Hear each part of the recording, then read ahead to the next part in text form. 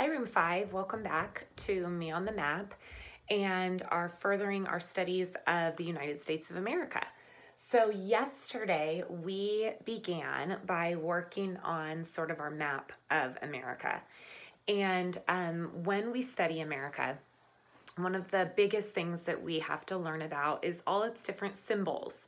And I've been dropping some videos on Google Classroom for you to watch about different things about America, but we have some pages that we're working on in our reports that I wanted you to look at. So if you're doing your Me on the Map book, this would have been the next page. And it says My Country at the top. And so what you need to do is you need to pause me right now while you write in your very best handwriting, I live in the United States of America, go USA. And when you write that, and yes, it is important to write it out. Every year I have kids who say, do we have to write out the whole thing? You do. And that's because it's your country. And it's the name of your country. And when I write your name, I write out your whole name. And when I write my name, I write my whole name. I don't just write an E for Emily and an M for McGee. I will write Emily McGee. So same thing goes here, the United States of America. So if you look at this sentence, there's quite a lot going on because the United States of America is a long name.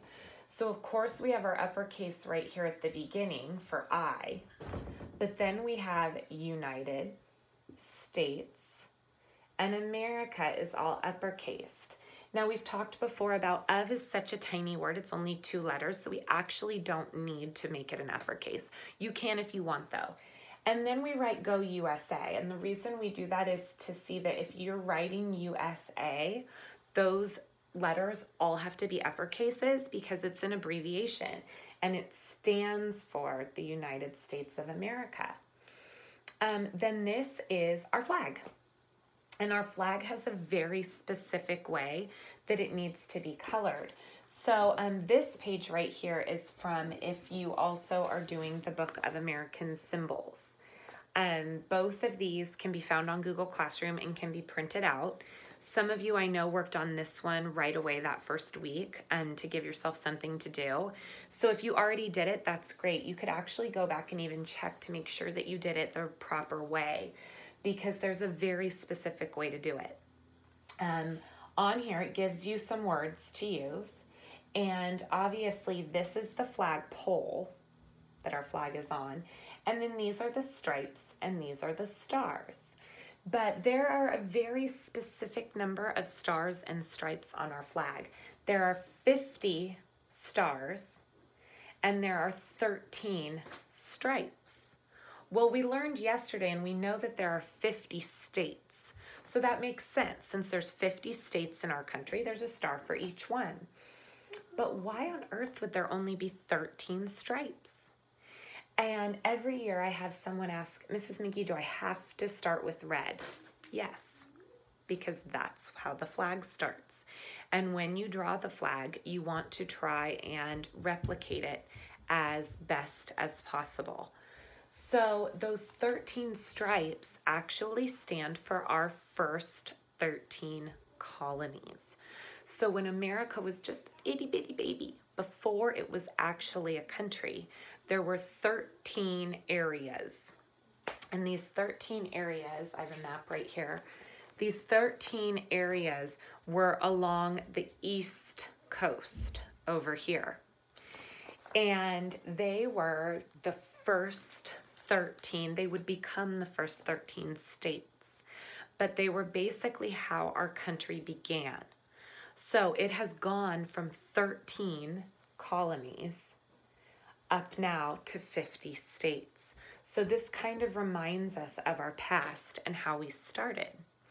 There's lots of books out there about the American flag. A lot of the songs that we sing on Flag Friday have to do with our flag and our red, white, and blue. So I was just going to read you through a few so you can see different ways where we see our flag, different ways we use our flag, and how our flag came to be. This is just a small reader called Our Flag.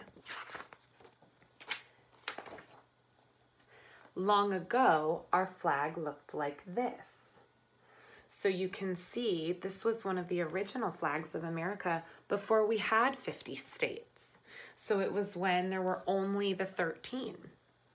Today, our flag looks like this.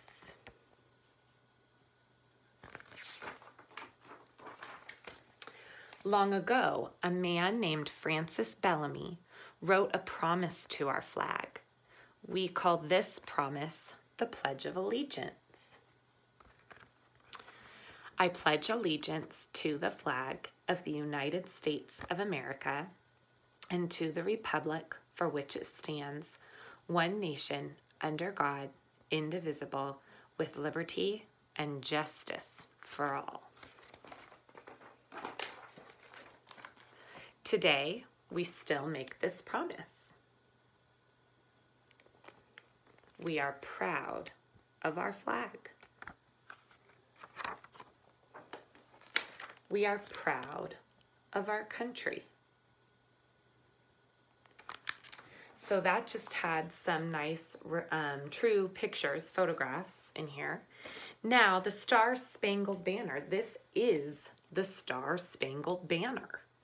That's what they call our flag.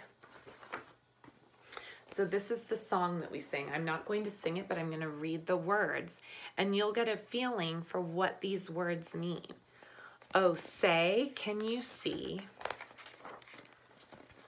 by the dawn's early light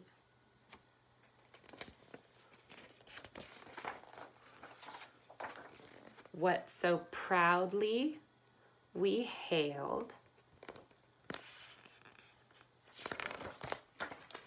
at the twilight's last gleaming.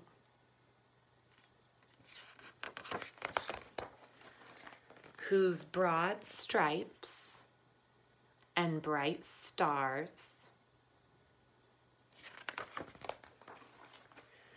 through the perilous fight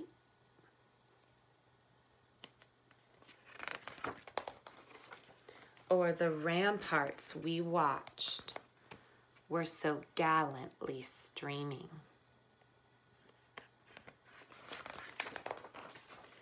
And the rocket's red glare, the bombs bursting in air, gave proof through the night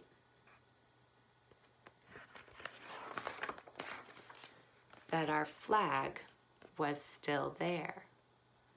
Oh, say, does that star-spangled banner yet wave o'er the land of the free and the home of the brave? So you noticed in this book, these words mean a lot. That flag, that American flag, flies anytime we've been in battle and any time where we have had to fight for our freedom. At the beginning of our country's life, when it was only 13 colonies, we had to fight for our freedom a lot because the king, who lived across the Atlantic Ocean, wanted our country. And our country had to really stand up and fight. And we did win, but it wasn't without a lot of sadness. But every time that we won, the people who lived in America realized we won because that flag would be flying. So it meant something so important back in the day, and it still does today when we see it. It is sort of the banner of our country's history and the banner of how lucky we are to live in the country that we live in with freedoms that we have. So this book is called The Flag We Love.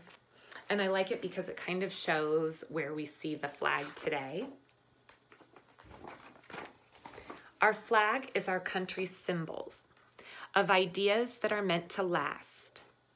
It's a promise for our future, a reminder of our past. The many connotations for which our banner stands reflect our country's best intentions and the people of this land.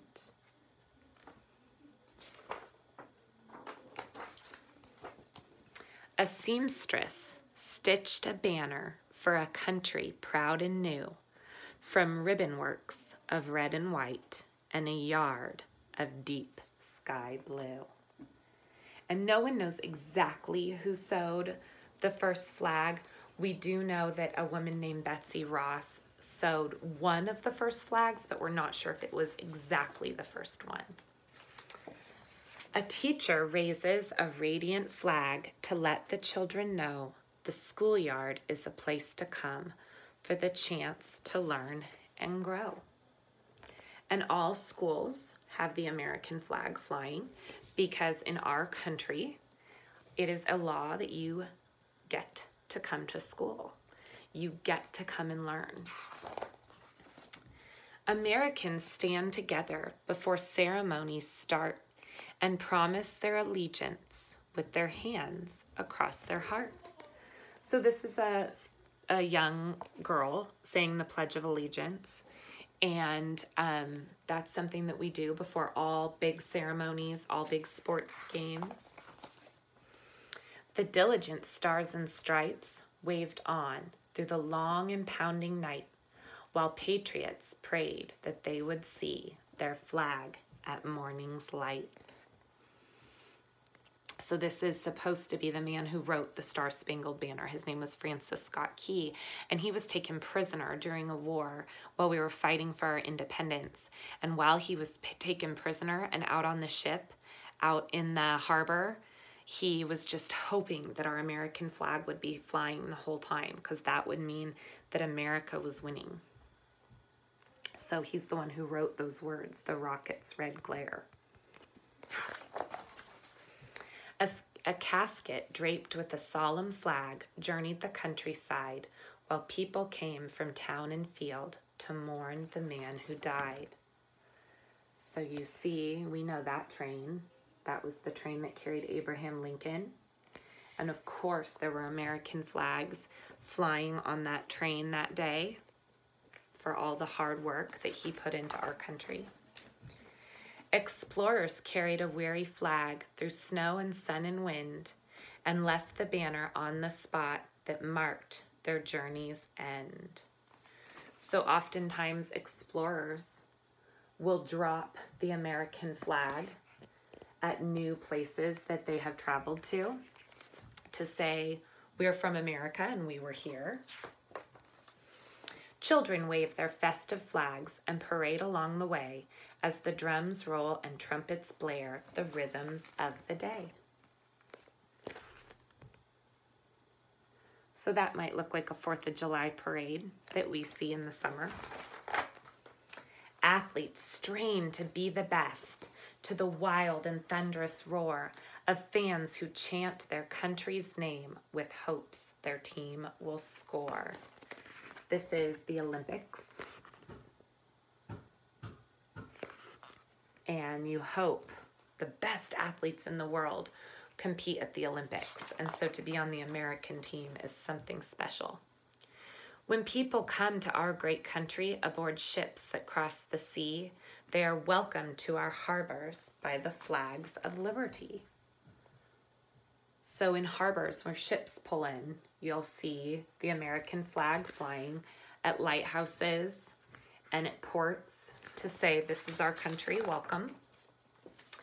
Astronauts planted a peaceful flag on a far-off distant world where it stands serene and silent with the stars and stripes unfurled. And we know that's the moon. Neil Armstrong. Heroes shoulder valiant flags twice, 3 times, and more, and claim the fronts of battlefields on home and distant shores. So in especially Washington, D.C., there's lots of memorials for every war that's been fought, that America has been in, every tragedy that America has lived through. And people leave American flags to say thank you to all of those who were affected. Citizens march for freedom with action, faith, and word. A righteous banner guarantees their voices will be heard. And this is really important. These kids, these people are holding up a sign that says vote, because that is something in America that Americans get to do. When you're 18, you get to vote for what you feel is best for you or for your family. And that's something that in other countries, people were not allowed to do. A brilliant flag is shining in a fireworks of light, while the people watch in wonderment in the deepening, darkling night. There are those gorgeous fireworks that we see on the 4th of July. A citizen wears a symbol, a tiny flag-shaped pin, as a promise for our future and a reminder of where we've been.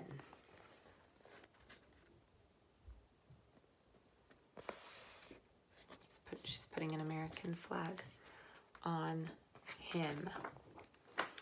Celebrate the flag we love, a majesty in the sky, and feel the pride that swells inside as our banner goes streaming by. So I think that it is important to realize when you look at that flag flying, it does show our history. We started as just 13, and then it shows where we've come and where we are now. We're at 50, and we have a long way to go still in America. But we are a very proud country. And so on your picture, I added some fireworks to mine. You can decorate it however you choose. And you don't have to put the flag on it if you don't want to. It's just what we would have done if you were in the classroom. We'll be doing a different art project from Sea to Shining Sea on Friday. And then this is one of the pages in your symbols book. So if you want to go into your symbols book and fill out anywhere where you see the flag, you can. We will be doing the other symbols later this week. So hope you enjoyed learning about our flag. You can always go onto YouTube and watch some other videos or Brain Pop about the flag and American symbols and how things came to be. Okay? So I will see you tomorrow when we learn about some more symbols. There's no place like home. Miss you.